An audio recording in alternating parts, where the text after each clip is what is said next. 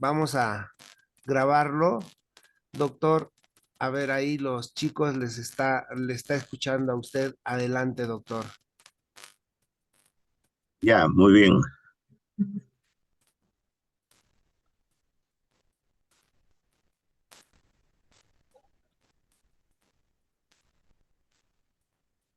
Buenos días.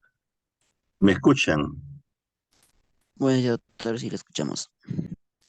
Ya, muchas gracias. Me agrada, me satisface poder comunicarme con ustedes, especialmente estudiantes universitarios. Y el tema que nos han propuesto es un tema muy importante, más aún en la situación actual, ¿no? Pero centrándonos, como estamos viendo que será orientado hacia el trabajo profesional de ustedes. Comenzaremos diciendo que, como una cuestión general, que nosotros los que trabajamos para atender a los seres humanos que vienen a recibir nuestra ayuda, seamos médicos, psicólogos o enfermeras, tenemos que tener un concepto claro de quién es la persona que nos solicita su atención. Lamentablemente, hay una visión un poco distorsionada, ¿no?, de nuestro trabajo. Y en general se piensa que la persona a la que vamos a atender es un objeto de estudio. Y es muy frecuente que se hable que en la cama tal hay un problema de hígado, en otra cama hay un problema del corazón, en otra cama hay un problema del estómago, en fin. Debemos entender que no trabajamos con un sujeto, un ser humano, una persona. Ahora, ustedes están en el campo médico y deben saber que la medicina tiene como base de su sustento la fisiología. Cuando tratamos de explicar una enfermedad, un proceso orgánico, nos basamos mucho en la fisiología, ¿no? El funcionamiento del órgano, de la estructura que se ha afectado. Muy bien, en psicopatología, asociado a la salud mental, la base es la psicología, el sustento, ¿no? La psicología. Pero necesitamos una psicología científica, una psicología de base objetiva, que nos dé conocimiento de los mecanismos íntimos de los fenómenos que presenta nuestro paciente. Ahora, tenemos que tener claro que la salud es una sola, ¿no? Y la salud mental es parte de la salud en general. Lamentablemente, esta parte de la salud, que es la salud mental, es poco conocida, es poco, digamos, difundida. Hasta podríamos decir que ni siquiera se le toma en cuenta ni se enseña en los colegios y a veces tampoco en las universidades y menos aún en las especialidades de la medicina, ¿no? Entonces, es importante tener algunos conceptos básicos para entrar a conocer qué entendemos por salud mental, ¿no? De principio nosotros decimos, no, la salud mental es un estado que tiene dos niveles, ¿no? Un nivel es el estado personal, que tiene que ver con nuestras estructuras psicológicas desarrolladas al máximo, específicamente los procesos psíquicos superiores, en relación con el mundo externo, con la sociedad en la que nos desenvolvemos, y que nos debe permitir utilizar todas nuestras potencialidades cerebrales. Es muy importante Entonces, que el individuo reciba información sobre salud mental para entender bien que tiene potencialidades cerebrales muy grandes que le van a permitir desarrollarse enormemente. Un médico premio Nobel de Medicina dice, Boltzmann dice, el desarrollo del hombre sigue la dirección de la flecha del tiempo, es decir, es inconmensurable. Ahora, por otro lado, hay para nosotros una visión de la salud mental en términos de información, de conocimientos, teniendo en cuenta que el hombre es un sujeto de aprendizaje, tiene derecho a saber cómo va a desarrollarse. Hay dos criterios que hay que diferenciar. Uno es el crecimiento y otro es el desarrollo. El crecimiento tiene que ver con la estructura física, orgánica, ¿no? Desde que nace el niño hasta nuestra etapa más desarrollada como personas. Y el desarrollo tiene que ver con nuestra formación, con nuestra estructura específicamente psicológica. Pero lamentablemente eso es lo que no se enseña, no se nos prepara. Y peor aún, no tratándose ya de personas como nosotros dedicados a la atención de seres humanos, tenemos que entender claramente que el que viene a recibir nuestro apoyo es un ser humano, es una persona, no es un número de historia clínica, no es un diagnóstico.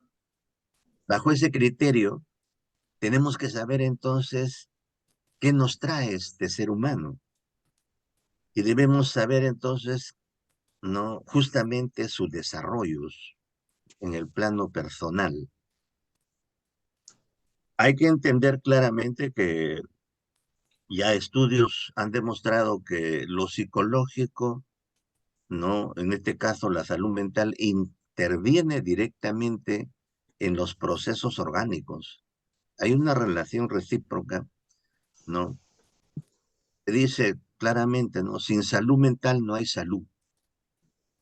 Pero también hay que entender que la salud es un proceso social. Ahí está la clave del problema. ¿Qué somos? ¿Somos animales primates superiores? Que solamente nos diferenciamos de los animales porque tenemos un cerebro más grande y tenemos lenguaje, o somos realmente en esencia seres sociales. Y esa es la clave para entender el desarrollo del ser humano. La sociedad es la que tiene que formarnos, darnos los criterios suficientes para nuestro desarrollo.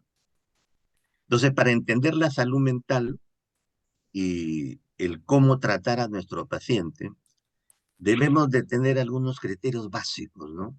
En primer lugar, el hombre es, ¿no? En esencia, un ser social.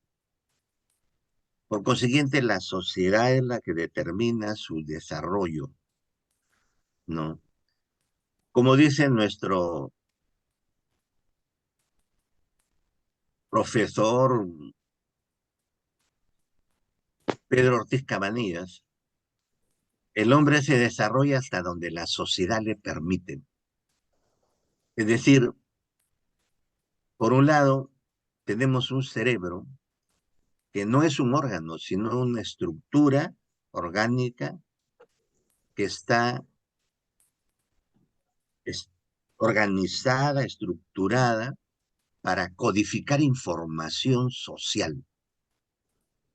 Y esa codificación se da por el hecho de que, como dice también Ortiz, la esencia del desarrollo, la clave del desarrollo del hombre es la información social. Y ahí es donde nos diferenciamos de cualquier otro modelo teórico psicológico. La información social es la que permite el desarrollo de las estructuras, ¿no? superiores del hombre. Ahora, esta información social se capta gracias al lenguaje que recoge la información de la sociedad y la codifica en la corteza cerebral. Y en esa corteza cerebral, gracias a su propiedad semiótica, se convierte en información psíquica, consciente. Nosotros al nacer ya traemos una información psíquica inconsciente, pero en el accionar desde que nace el niño en la sociedad, va formando su información psíquica consciente. Ahora, antes de continuar bajo ese criterio, hay que entender que bajo la concepción sistémica informacional que desarrolla Pedro Ortiz, hay dos procesos de información que forman al ser vivo y en especial al hombre. Un proceso informacional determinante se le denomina epigenético, porque está relacionado con los genes y forma la estructura orgánica, va por dentro del cuerpo. Y tiene 4 niveles: la información genética, la información que divide a las células, ¿no? La información metabólica que forma los tejidos, la información funcional o neural que forman los órganos, y la información psíquica inconsciente, afectiva y cognitiva, que se capta ya del mundo interno y del mundo externo por estímulos y receptores que tenemos en el cuerpo, y se codifica ya en una parte del cerebro, que es la parte límbica, y en ese sentido tenemos entonces ya la parte orgánica estructurada, y como podríamos decir, la naturaleza ha cumplido su papel, ha logrado formar el cerebro, esta estructura preparada para recoger información. Cuando nace el niño, se forma otra estructura ya sociocinética que da información social. Todo lo que escucha, siente, toca, ve el niño se va grabando en su cerebro, el adulto le va dando información y de esa manera se forma la estructura psíquica consciente. Esta estructura psíquica consciente se organiza en 3 niveles: afectiva, en la infancia de 0 a 3 años, cognitiva, en la niñez de 4 a 12 años, y volitiva o conativa de 12 años a 17 años. Entonces, la corteza cerebral tiene 3 subsistemas de información consciente que son afectivo, cognitivo y conativo. Esto es importantísimo porque lamentablemente hay otros criterios que establecen que en la corteza cerebral solamente se guarda información de tipo cognitivo y en un sistema límbico especial, ¿no? Se guarda el aspecto emocional, pero la emoción como una energía que acompaña al conocimiento. Ustedes han escuchado hablar de inteligencia emocional, por ejemplo, ¿no? Pero lo real, lo cierto, lo científico es que el cerebro y la corteza cerebral recoge información que se va a organizar como afecto, como cognición y como valores, ¿no? Ahora bien, todo eso forma la conciencia y el ser humano, el hombre, para desarrollarse debe de recoger más y mejor información. Ahí viene el problema, que la sociedad no nos permite recibir más y mejor información. ¿Por qué razón? Porque la información o en general los conocimientos están en aparatos, en estructuras como la computadora, como el celular, como los libros, que no están al acceso de todos. En nuestro país, por ejemplo, el Perú, hay 5 grupos sociales, A, B, C, D y E. Y lógicamente los que tienen recursos tienen computadora, tienen celular de alta gama, entonces tienen más acceso, más facilidad para recoger información. Y eso determina, ¿no?, limitaciones en el desarrollo psicológico y de la salud mental de la persona. Y eso permite entender también que la enfermedad no es un proceso natural, es un proceso social. No es normal, entre comillas, que el hombre se enferme. No. Y quienes más se enferman son los que tienen menos recursos para alimentarse bien, para desarrollarse bien, para interactuar socialmente. Y lamentablemente no hay una solución a este problema, porque hay ignorancia sobre este tema, como les estoy diciendo. Ahora continuemos. Ya se formó la conciencia, ¿no? Estamos hablando entonces del infante, del niño, del adolescente, y luego, con la conciencia y la acción de la sociedad, con su información, se va a formar la personalidad. La personalidad es la estructura social más importante del hombre. Es la expresión de la socialización del hombre. Y eso tiene 3 componentes: el temperamento, el intelecto y el carácter. Pero el ser humano se va formando progresivamente, acumulando información, de tal manera que lo que llamamos temperamento, que es nuestra manera de desarrollar, de relacionarnos, de interactuar en el mundo, ¿no?, ya se forma desde los 4 meses de embarazo, en el útero materno, y está basado en afecto. Afecto. Ese es su material. Es como la columna de un edificio. Tiene que ser bien formada. Tiene que tener materiales fuertes. El segundo componente es intelecto, que está establecido por conocimientos, por información, que ya hemos dicho se desarrolla a partir de los 4 meses, de los 4 años, pero el niño va acumulando más y más información, ya interactúa en el mundo externo. Y en tercer lugar, el carácter, que tiene que ver con los valores, ¿no?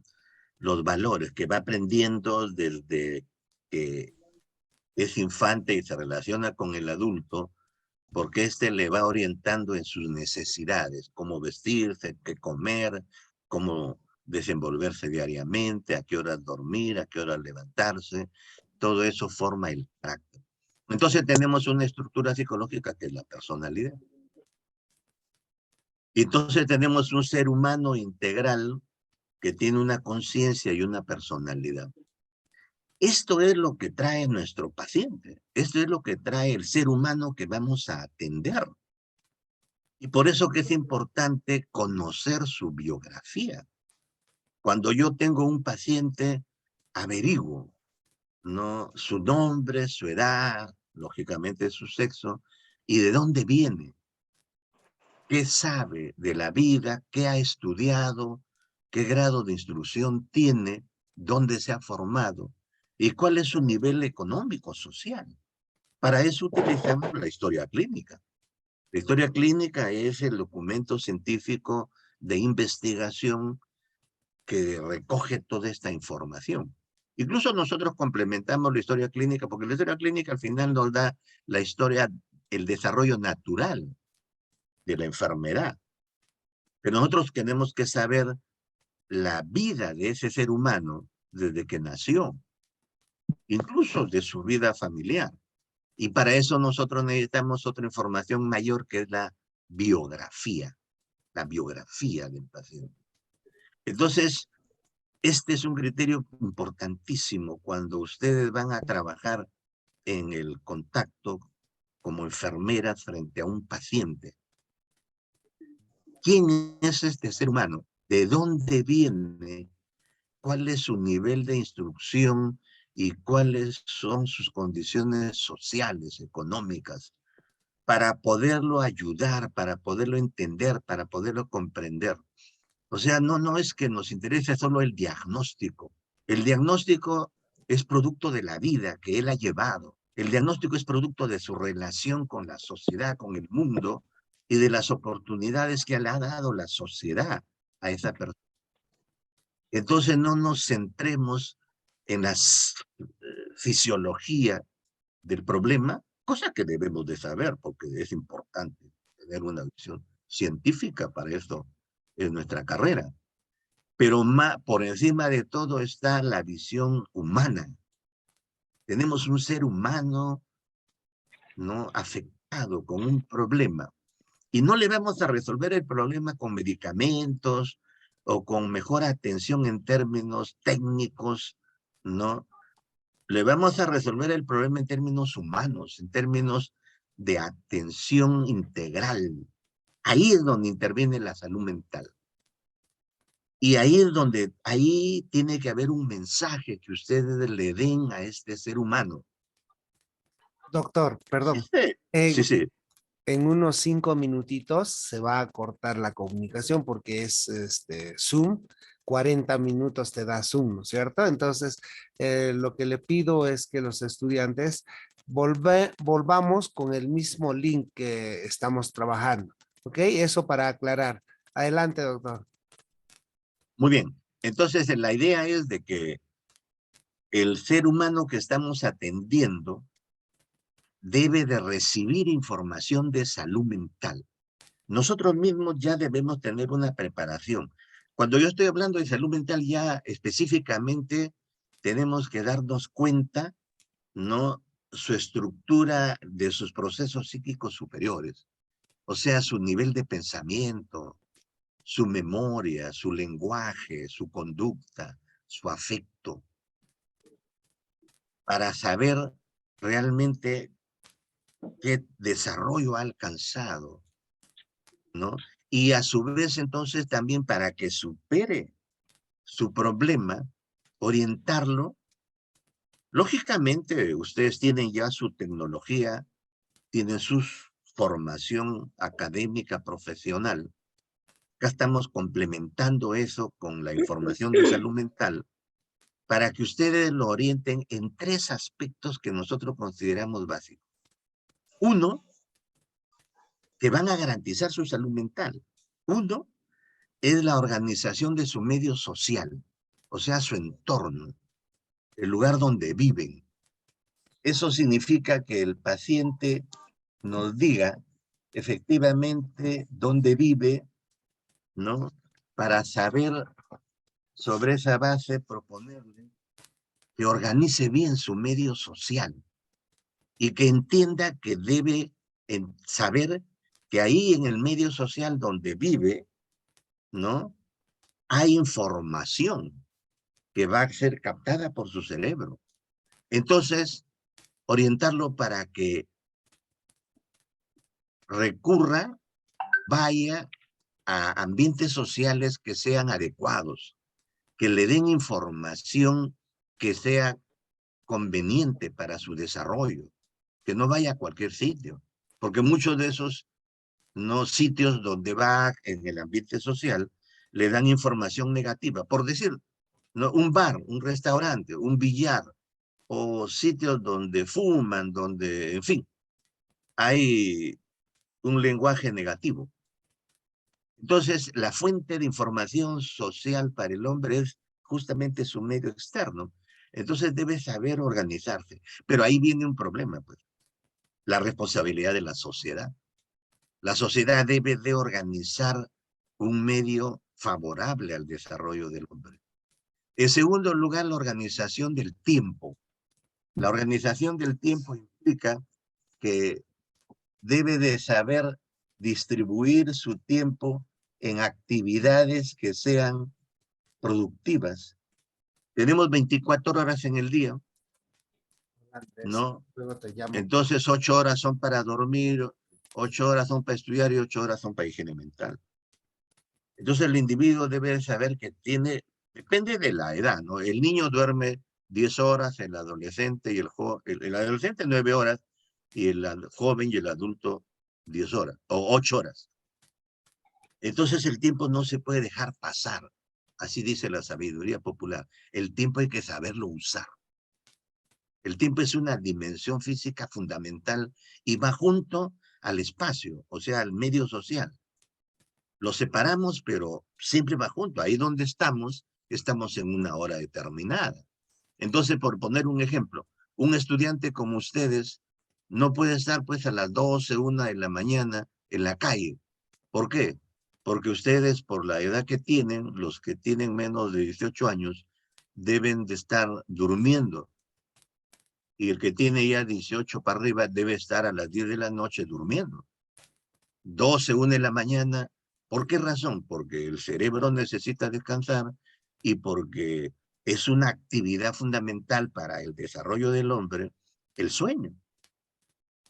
El sueño es protector de la corteza cerebral. Entonces, muchas de las enfermedades que nosotros vemos en nuestro paciente están relacionadas con el ambiente donde vive, con el tiempo que utiliza, y la tercera columna es la columna de la actividad. ¿Qué hace? ¿A qué se dedica?